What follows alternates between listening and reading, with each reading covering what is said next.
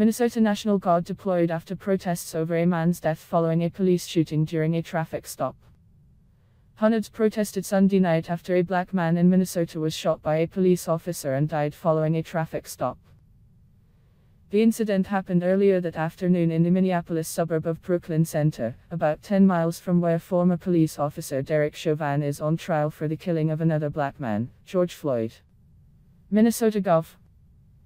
Tim Walz identified the man killed in Sunday's incident as Daunte Wright. Gwen and I are praying for Daunte Wright's family as our state mourns another life of a black man taken by law enforcement, Walz wrote in a tweet.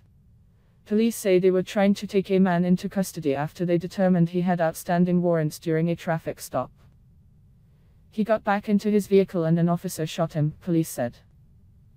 He then drove several blocks before striking another vehicle, police said. Brooklyn Center Police Chief Tim Cannon said police and medical personnel attempted life-saving measures following the crash, but the man died at the scene. Protesters gathered Sunday evening and marched toward the police department, leading to what the city's mayor described as growing civil unrest. Aerial footage from CNN affiliate CARE on Sunday showed several police cars around the Brooklyn Center crash site being swarmed by crowds of people following the death. The video showed people attempting to damage police cars. The state deployed the Minnesota National Guard, and Brooklyn Center Mayor Mike Elliott issued a curfew through 6 a.m. He said they pulled him over because he had air fresheners hanging from the rearview mirror, the mother said, crying. A minute later, I called and his girlfriend answered, which was the passenger in the car, and said that he'd been shot. He didn't deserve to be shot and killed like this, Wright said. Body camera footage of the incident exists, but has not yet been released, authorities said. Minnesota's Bureau of Criminal Apprehension, BACA, is on the scene and will conduct an investigation into the incident, Cannon said. Brooklyn Center Community Schools announced that schools will be closed Monday and move to distance learning out of an abundance of caution, following the shooting, Superintendent Drive. Carly Baker wrote in a message posted on the school's website.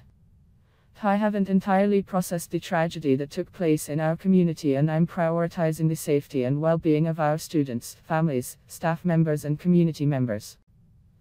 About 100 people were at the initial scene and 100 to 200 people later marched toward the Brooklyn Center Police Department, Minnesota Department of Public Safety, DDS, Commissioner John Harrington said at an overnight press conference.